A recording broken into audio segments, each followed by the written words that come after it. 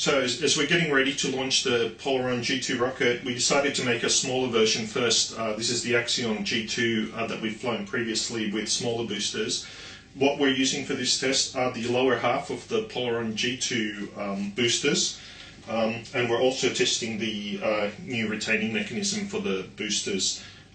We haven't tested this one yet at full pressure, and we also wanted to test the synchronization of the launcher itself. The clamps themselves are made out of aluminium with steel pins, and also the sustainer clamp is made out of aluminium with steel loops. There's a lot of force that's transferred, and that's why we're using steel for that. At full pressure, 250 psi, there's about 340 newtons that's passing through that connection, and that's shared amongst 2 pins per booster. So all up, at full pressure, that's about 1,000 newtons that's pushing up on this ring. For this reason, we have a thrust ring, which is made out of fiberglass, it's about 2 millimeters high, that's glued to the sustainer, and that transfers the force between the clamp and the sustainer. And the same for the boosters, except there the thrust ring's on the other side because the force is acting in the other direction, and that stops the clamps from sliding off. There's a second pair of clamps up here, and they're responsible for keeping the boosters aligned with the sustainer. So during boost, they're not actually transferring force up here, they're just keeping everything aligned. On the final boosters, they'll be located at the very top, but for here at the moment.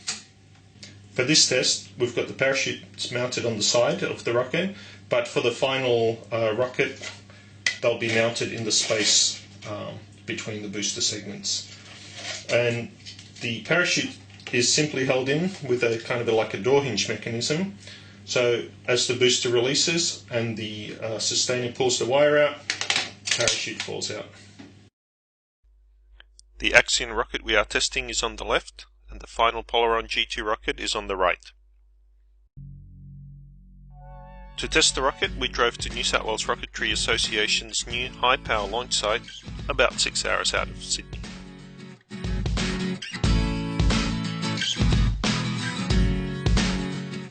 For the first test, we used 2.1 litres of water in each booster and 2.3 litres with foam in the sustainer. As we got up to around 140 psi, the main nozzle started leaking, but we continued until about 180, and we launched just before we lost too much water from the sustainer. 4, 3, 2, 1, go!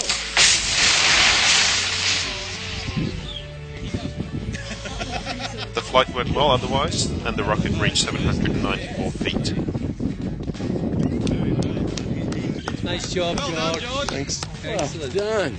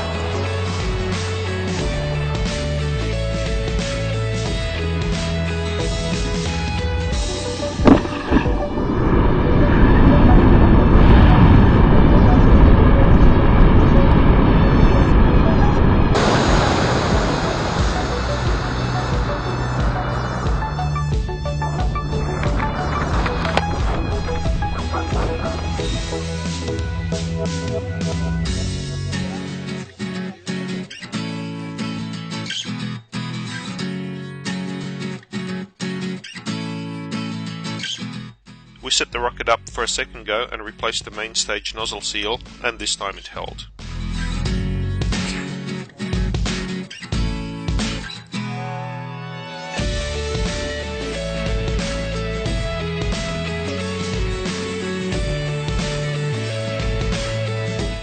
We managed to get all the way up to 200 psi, but what we didn't see from the launch position was that one of the boosters also had developed a leak and lost about half the water before launch.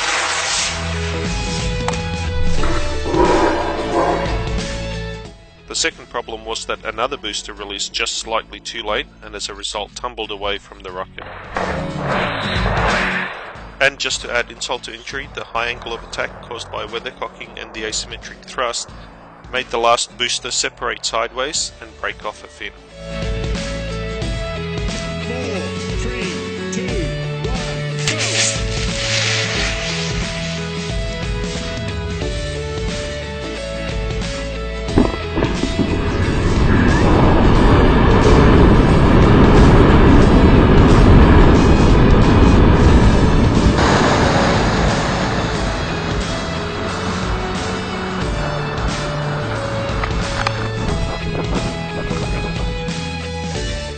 The Sustainer still powered up to 789 feet and landed safely under parachute. We learned some important lessons from this flight and will make the necessary modifications for the next flight.